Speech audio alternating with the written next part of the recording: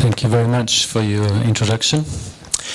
I want to start right away with my presentation about updating an object-based pan-tropical forest cover change assessment by automatic change detection and sorry about that.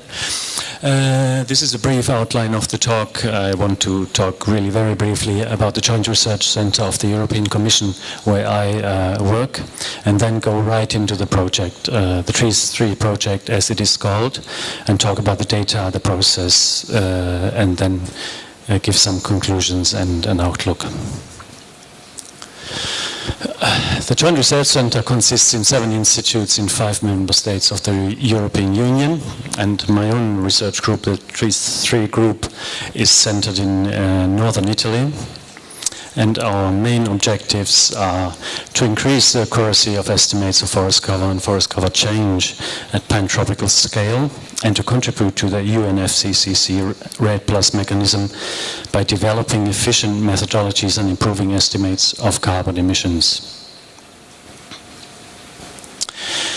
We want to measure forest cover and forest cover change by applying a systematic sampling scheme, which consists in 10 kilometer by 10 kilometer boxes at every full degree confluence point on land in the tropics, which leads to altogether for more than 4,000 sample units, and more than half of them, as you can see, are over Africa. And if you look on South America and Central America, Brazil is more than half of the samples in this region. I want to show you a little bit the details about the sampling. You can see the red lines, which are full latitudes and full longitudes, and where they meet, we have a sample unit. And the sample unit consists in Landsat imagery mainly, and you can see them on the right hand side. For every sample unit we up to now collected 3 images, one from the 1990s, one from 2000, and one from 2010. Altogether the data for 1990 and for 2000 are 99% covered by Landsat ETM, and the data comes from approximately 4,400 Landsat scenes. The data for 2010 has a lower percentage of Landsat coverage, and I will come to that later. And the data comes from 1,715 Landsat scenes. So it's quite a lot of Landsat imagery we use. So what do we have up to now? What you can see here is already in our database, and we have the image of the 90s, the Landsat image, ETM image of the year 2000. We have validated tree cover maps, 1990 validated tree cover maps of 2000, and resulting forest cover change information that you can see in the middle. On basis of these data, we built local, continental, and global pan-tropical statistics 1990-2000 with respect to forest cover and forest cover change.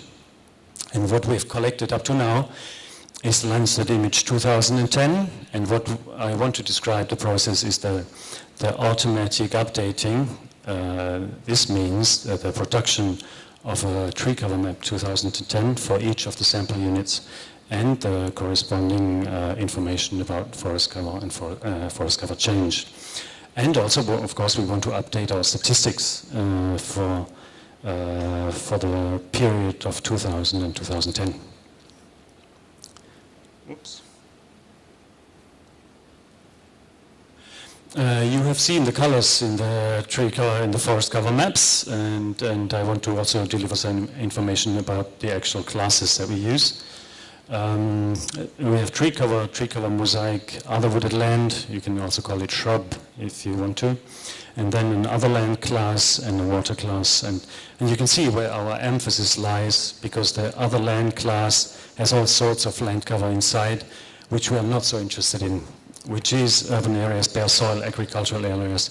We all put in the other land class because we are not so interested in these areas, but rather in the areas related to forest. This is our process consists in 3 parts basically, and it's the 3 parts are segmentation 2010, the change detection 2010, and the classification of change of 2000 to 2010 in order to get a validated forest cover map for the year 2010. We use eCognition software, and the process is, as it is now, is designed for Landsat imagery. We need some ancillary data for these processes, and you can see them on the top. For the segmentation, we needed dissolved segments from the 1990-2000 according to the adjacent same change. I will explain this in a minute. And for the change detection and classification of change, we need the imagery of 2000-2010 plus the validated forest cover map of 2000. Here, this is how our segmentation approach works. For the first 2 epochs of 1990 and 2000, we have applied a multi-temporal segmentation. And you can see segments on the 1990 image. You see the same segments, as it was a multi-temporal segmentation, the same segments on the 2000 image, and you can also see that something has changed. So what we did in the following was that I gave here the colors to segments with the same change trajectory, which means that the green segments remain tree cover in 1990 and 2000. The red segments change from tree cover to other land, and there's one orange segment which is from tree cover mosaic to other land, and the white areas actually were other land and remain other land in the 2 epochs. What we did then is that we created bigger segments out of these smaller segments according to the color. We put together the segments with the adjacent segments with the same color and created this layer, which then was forced into the segmentation for the 2010 image. And you can see the result here. The red lines coincide with the black lines, but the red segments are most of the time big enough so the segmenting software can create segments on basis of the image of 2010. We tested our segmentation approach in terms of consistency with the old approach. The old approach is multi-temporal segmentation, 1990-2000, and yet the new one I just explained for 2010. And if you look at the overall number of objects, the average object area, and the average number of objects per sample site, the figures are very much alike. So we decided that this is consistent enough for us. And we tested this on 568 sample sites over Brazil, as you can see on the top right.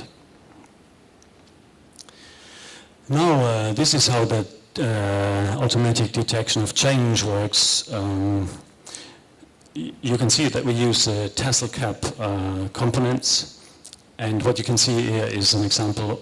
We do it for each class and for each sample site. So here I show the example of the tree cover class. The red rectangle you see is 2 standard deviations of class mean values of the tassel cap components of the year 2000 object. And the green dots you can see are objects, the corresponding objects 2010 with their tassel cap values. And the tassel cap values that fall inside the red rectangle we labeled as unchanged. And the ones outside we left unclassified for the moment. And only the unclassified objects went into the second step, which is this one. But here we didn't look at the values of the tassel cap components, but we looked on the delta of the tassel cap values from 2000 and 2010. So the blue rectangle is a 2 standard deviation of class mean values of tassel cap components of the year 2000 object, but this time around 0, 0 of the coordinate system, because we talk about delta values. And then the objects, the green objects, the green dots, outside remain unclassified, and objects inside the blue rectangle are again labeled as unchanged. And all dots, or all objects remaining unclassified go into a third step, which is a single threshold on the Euclidean distance of the spectral difference of the images from 2000 to 2010 for the Landsat bands 3, 4, and 5. And where the Euclidean distance is smaller or equal 8.5, they are again labeled as unclassified, unchanged. And all objects remaining unclassified are now labeled as changed. So these are our changed objects. And the classification of changed objects, of course, only applies for the ones remaining that you've just seen, the ones labeled as changed. So what we do here, we build a TESLCAP 1 and TESLCAP 2 variance windows around each class mean from the year 2000. We define a probability function for each possible change combination. And then we calculate the change vectors from 2000 to 2010 for each object detected as changed, and then classify the change vector for each object on basis of the defined probability functions. But this process is only applied for the classes tree cover, mosaic, and other wooded land, because for the classes other land and water, we just copy the labels over. Because if you apply it also for other land change detection, especially for agricultural areas, then you get very many false changes. So we did this only for the tree cover classes and the shrub. We checked the accuracies of our approach, which we did by comparing the results of the automatic process versus the validated maps. We did it also for two areas which are quite different. You have the humid domain of the Amazon biome, which is dense evergreen forest, and which is very different from the Cerrado, Caatinga, and Pantanal biomes, which are defined by dry seasons and dry forest and dry shrub vegetation. So, but in any case, the change detection algorithm worked fine for both areas. Also, the overall classification accuracy is quite comparable with 91–92%. The classification of the changed objects is still a little bit puzzling. We have to think about that one, because the results we received only a few days ago, so we have to go into details. Why for the Cerrado we have better results than for the Amazon? I have some idea about it, that there's a lot of confusion between tree cover mosaic and tree cover actually in the Amazon basin. And as for the Cerrado, there's not much tree cover and not much tree cover mosaic. I think that there the classification accuracy, therefore, is a little bit higher. But we have to see about that. I want to briefly talk about the image data availability of 2010. As I said, we have 80% of Landsat overall for the tropics. It's quite different for the different continents. We have 85% for South and Central America. We have a very good result for Asia, which is quite surprising actually, because there's normally a lot of cloud cover also on the Asian islands. And we have a very relatively low figure for Africa, but also this is explainable because there is no receiving station. For this whole blue band that you can see, there's no Landsat 5 data being received for 2010. So we have alternative data, which is, we use AFNIR, DMC, ComSat, RapidEye, and some spot data sets for Africa as well. But we have to, in any case, we have to adapt our processes for these other satellite sensors. The alternative data is provided by the Drop Forest program of the European Space Agency for South America and Southeast Asia, and from the GMES program of the European Union for Africa. So, let's come to the conclusions. The production of the global tropical forest cover change information is feasible with our process. The automatic process has an accuracy of about 91–92%, which is a considerable reduction of workload for manual correction, if you have in mind that the change rate for the examined areas in Brazil is about 15% of all objects. For some sample units, the process doesn't work at all. This is due to if they are hazy, for example, the process doesn't work. Or if there is a high seasonality, then any change detection is very difficult. A visual correction is still necessary to account for remaining errors, and the process is currently adapted for imagery from other satellite sensors, but we have good hope that these processes can be well adapted. Brief outlook is for the future is that we plan an accuracy assessment on basis of ALOS, AFNIR and COMSAT data soon.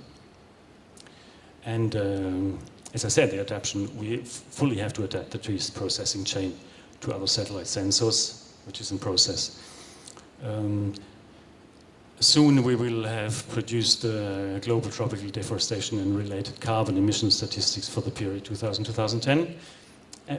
But we want to point to forest degradation in the future because we have received quite a lot of ALOS, AFNIR data and COMSAT imagery recently. I don't know about the trees epoch 2015, if you should repeat the exercise. It depends on data availability, data cost and so on. So we'll see about that. Only a brief list of publications which we did along the way. And thank you. Muito obrigado.